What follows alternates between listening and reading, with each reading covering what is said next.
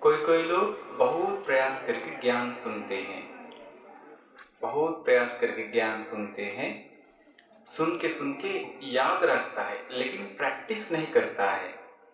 किनके जैसा? आप लोग के जैसा। अभी लगभग 7 साल से ज्ञान सुनते आ रहा है, करता नहीं है। तो ऐसे करके कोई कोई लोग सुंदर से प्रवचन देता है, लेकिन करता नहीं है। ऐसे होते हुए बूढ़ा होके मर जाता है, अपने लिए कुछ करता नहीं है। इसका मतलब ज्ञान सुनने से सब कुछ हो जाएगा? करना पड़ेगा। जैसा बोलता है, करेगा तो वैसा फल मिल जाता है। भगवान बुद्ध के समय में भी ऐसा एक भांति जी था। याद रखिए, घमंड आता है मन में, बहुत खतरनाक चीज है। आपके पास घमंड है तो आप नीचे बैठ नहीं सकता है। कोई लोग नीचे बैठता है, सबके सामने डांट दिया तो गुस्सा हो जाता है, वो घमंड के कारण होता है। बहुत खतरनाक चीज है ये घमंड। कभी कभी सबका लीडर बनने का शौक है, अगर लीडर नहीं बना दिया तो दुख हो जाता है। वो दुख होता है घमंड के कारण, फिर गुस्सा भी हो सकता है, हम नहीं आएंगे। कभी कभी हम लोग कोई नाटक के बच्चा चूज करते, जरूर हमको बनते ही लेगा, हमेशा हमको ले, इसी बार भी ले लेगा, नहीं लिया तो अपसेट हो जाता है घमंड के कारण। कभी कभी हमको लेगा इसीलिए चुप हो जाता है, बिना देखे हमारा नाम बोलेगा, ऐसे करके नुक जाता है घमंड के कारण। कभी कभी क्लास में, स्कूल में टीचर खड़ा करता है, खड़ा हो जा, खड़ा करने का मन नहीं करता है, खड़ा होने का, सबके सामने बेइज्जत होगा। कौन बेइज्जत होता है? जो घमंडी है। घमंडी लोगों को धर्म की रास्ता पे नहीं जा सकता है। किसी भी तरह से आप लोग, सबके पास है घमंड, मेरे पास में भी होगा, आप लोग के पास में भी है। तो अपना घमंड को खुद मेहनत करके तोड़ना चाहिए। अपना घमंड को तोड़ने का उपाय आप लोग लगा दीजिए। कैसे? अपने से छोटे लोग से ज्ञान सुनिए, नम्रता हो जाइए। नम्रता होने से घमंड हट जाता है। घमंड हटाना नहीं कर सकते जब भी कोई, देखिए कोई बड़ा और ऑफिसर लोग आप लोग का घर पे आ गया तो कभी जमीन में बैठेगा? नहीं बैठ सकता, इससे अच्छा चला जाएगा वापस, नहीं आएंगे हम। कोई कोई शादी में आता है, शादी में आने के बाद जैसा अपना इज्जत चाहते वैसा देना पड़ेगा। इज्जत नहीं मिल गया तो क्या करेगा? छोड़ छाड़ के चला जाता है। इज्जत हमेशा अच्छा करता है वो घमंडी लोग। तो बोलिए, दुनिया में कौन सा लोग ज्यादा है?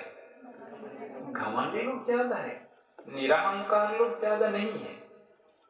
अहंकारी लोग, घमंडी लोग ही ज्यादा है। तो भगवान बुद्ध के समय में एक बंती जी था। बंती जी का नाम पोठिल। पोठिल, क्या नाम है? पोठिल बंती जी। ये पोठिल बंती जी बहुत ज्ञानी है, बहुत जानता है, सुंदर से प्रवचन देता है, सबको समझाते हैं। एक दिन भगवान बुद्ध बंती जी को देखा आंखें बंद करके, अच्छा बंती, लेकिन हमेशा ही ज्ञान बता के रहेगा, अपने लिए कुछ करेगा नहीं। लेकिन इनके पास भाग्य है धर्म के रास्ते पे जाने का। अगर हम इनका भाग्य नहीं निकालेगा तो भाग्य मर जाएगा, ये भी मर जाएगा, फिर ये खड़ा नहीं हो पाएगा। ये दूसरों से मिलने वाले सत्कार, सम्मान, इज्जत पर फंसा हुआ है।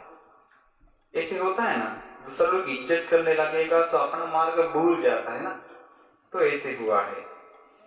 भगवान बुद्ध देखा अगर प्यार से इसको समझाया तो ये समझेगा नहीं, डांट के समझाना पड़ेगा इसको, सबके सामने इसको अपमान करना पड़ेगा। ऐसे करके भगवान बुद्ध सबके सामने अपमान किया, इनको नीच दिखाने के लिए, कल्याण के लिए, नीच दिखाने के लिए नहीं। एक नीच पोटिल, कहा है वो नीच पोटिल? इधर आओ नीच पोटिल, अभी नमन करो नीच पोटिल। ए नीच पोटिल, बैठो अच्छे से। ए नीच पोटिल, अभी जाओ। हमेशा सबके सामने नीच नीच पोटिल करके आमंत्रण करता है। ऐसे आमंत्रण करते समय बंते जी का चेहरा लाल हो गया, अपसेट हो गया। क्यों? सबको ज्ञान बताने वाले गुरु को ऐसे बोलता है भगवान बुद्ध। फिर ये पूरा सोचने लगा, भगवान बुद्ध कुछ बोलेगा तो जरूर कल्याण के लिए बोलता है। मैं तो भगवान बुद्ध के पूरे वाणी याद है मुझे, 500 चेला लोग मेरे पास है, बहुत सारे लोगों को मैं शिक्षा देता हूं, लेकिन मुझे भगवान बुद्ध तुच्छ पोटी नीच पोटी करके अपमान क्यों करता है? जरूर मेरे पास कुछ गलती दिखता है, लेकिन कुछ ना कुछ गलती मेरे पास होगा।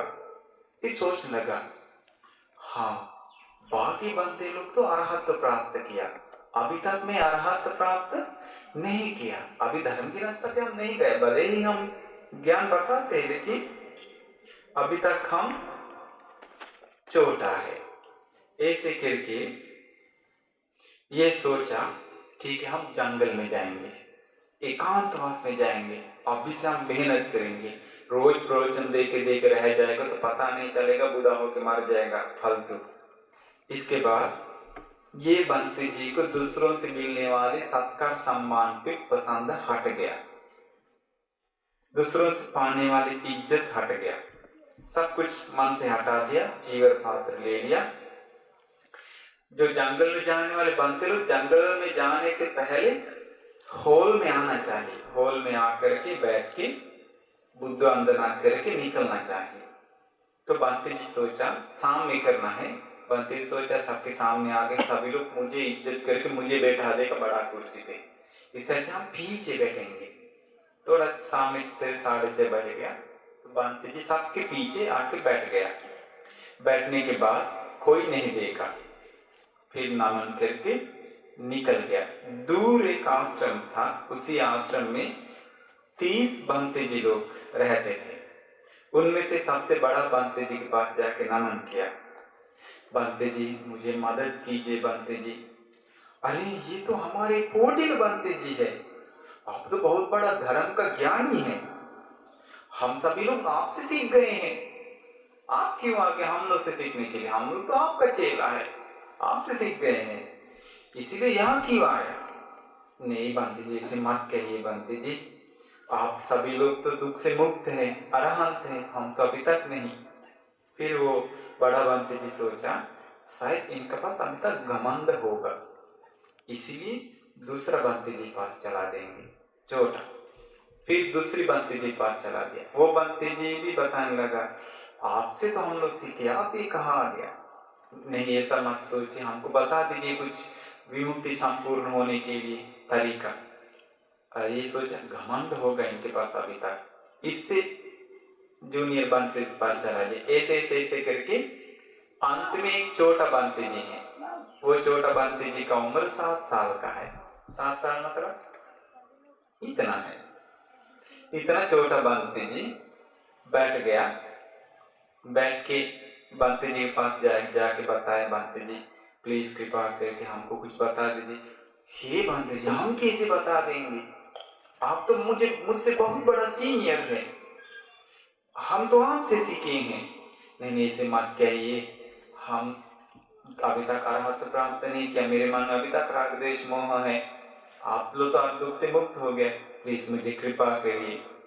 फिर छोटा बंते जी सोचा, छोटा 7 साल का लेकिन अरहंत है, सभी दुख से मुक्त है। फिर छोटा बंते जी सोचा इनका घमंड को चेक करना चाहिए, बताया अगर जो मैं बताता हूँ वैसा करना पड़ेगा आपको। बड़ा बंते जी ठीक है बंते पोटीला बंते जी बताया ठीक है हम जो कहेंगे वो करेंगे, अगर हम बताएगा तो आपको उसी पोखर का पानी उतरना पड़ेगा। ठीक है हम उतर जाएंगे पोखर का पानी में, चीवर पहन के उतरना पड़ेगा, ठीक है हम उतर जाएंगे, आप जो कहेंगे जहां बोल जाने के लिए कहिए, जो करने के लिए कहिए हम करने के लिए तैयार। फिर छोटा बंते जी सोचा ठीक है हम चेक करेंगे इनका कैसा है। ठीक है बंते जाके उतर जाए पोखर में। बंते जी अपना भारी चीवर पहना हुआ था, उसी चीवर भी पहन के पोटील बांधते जी पोखर में उतर गया। तब ये छोटा बांधते जी सोचा इनके पास घमंड अहंकार नहीं है, इसका मतलब अभी ये धर्म की रास्ते पे जा सकता है। ऐसे करके फिर छोटा बांधते जी को उपदेश देने लगा। वो बांधते जी हाथ जोड़ के खुशी मन से उपदेश को स्वीकार किया है। पूरा सोचने लगा, मनन करने लगा। छोटा बांधते जी बताया एक बिल है, सांप घुसने वाला बिल है ना, एक बिल है, उसी बिल में 6 छेद है, गुफा 6 है। उसी 6 गुफा में से एक गुफा के अंदर एक सांप घुस गया। अगर वो सांप को निकालना चाहेंगे तो क्या करना पड़ेगा? पोटील बांधते जी, छोटा बांधते जी को बताया, बांधते जी एक बिल खोल के बाकी 5 बिल बंद करके उसी जो एक खुला है उसी बिल को तोड़ के सांप को निकालना है।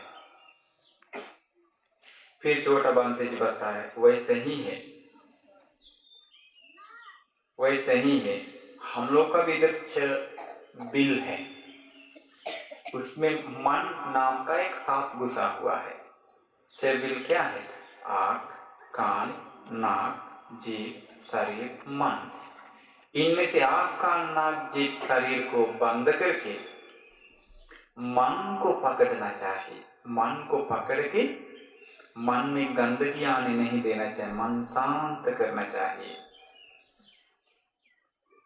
ध्यान से रहना चाहिए, मन में कोई गंदगी ना आए। बड़ा बांधते जी को समझ में आ गया, पोटील बांधते जी को। बूढ़ा है, दिया जला गया जैसा उनका मन में प्रीति उत्पन्न हो गया, पूरा शरीर में प्रीति है, खुशी है, शांत हो गया। ध्यान करना शुरू किया, मन पूरा शांत हो गया। पहला, दूसरा, तीसरा, चौथा ध्यान में मन आ गया पोटील बांधते जी का। इसके बाद भगवान बुद्ध बहुत दूर में थे। भगवान बुद्ध देखे तो भगवान बुद्ध एक प्रकाश निकाल दिया बांधते जी को। प्रकाश निकाल के एक सुंदर गाथा बताया। बोलिए, योगा विजायति भूरि अयोगा भूरि संख्यो एतं द्वेधा पतन्यत्वा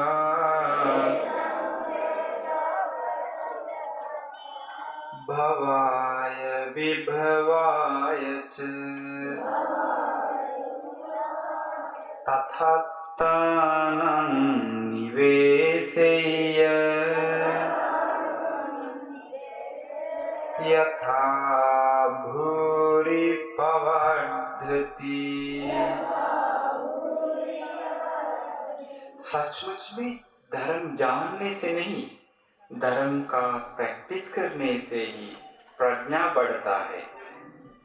अगर धर्म का प्रैक्टिस नहीं करेंगे तो प्रज्ञा नहीं बढ़ेगा। ये दोनों मार्ग है, धर्म का प्रैक्टिस करना, धर्म का प्रैक्टिस नहीं करना। इनमें से सही मार्ग क्या है? धर्म का प्रैक्टिस करना। प्रैक्टिस करना मतलब ध्यान करना, शील सुरक्षा करना, उपवास को लेना। यही जानने से कुछ नहीं होता है। आप लोग के पास बहुत सारे नॉलेज है, नॉलेज होने पर कुछ प्राप्त नहीं होता है। नॉलेज होने से कुछ नहीं, सिर्फ एग्जाम में लिखने के लिए चलेगा नॉलेज। जो प्रैक्टिस करता है वो चीज आपको महान बनाने के लिए सपोर्ट करता है, आपका एकदम चेंज कर देगा आपका लाइफ। प्रैक्टिस करना चाहिए, बोलना नहीं। हम लोग भी सिर्फ बोलते रहेंगे तो हम लोग पछताना पड़ेगा। हम लोग अपना कल्याण के लिए कुछ समय में सब छोड़ छाड़ के अपना मंदिर में जाना पड़ेगा, जंगल में जाना पड़ेगा। हम लोग जीवन भर बोलते रहेगा, सुधरने वाले लोग दिखता नहीं, ये सुधर जाते, ये बिगड़ जाता है। हम लोग भी बोलते रहता है, मुंह दुखता है, सुधरने वाले नहीं है, प्रैक्टिस करने वाले बहुत कम है।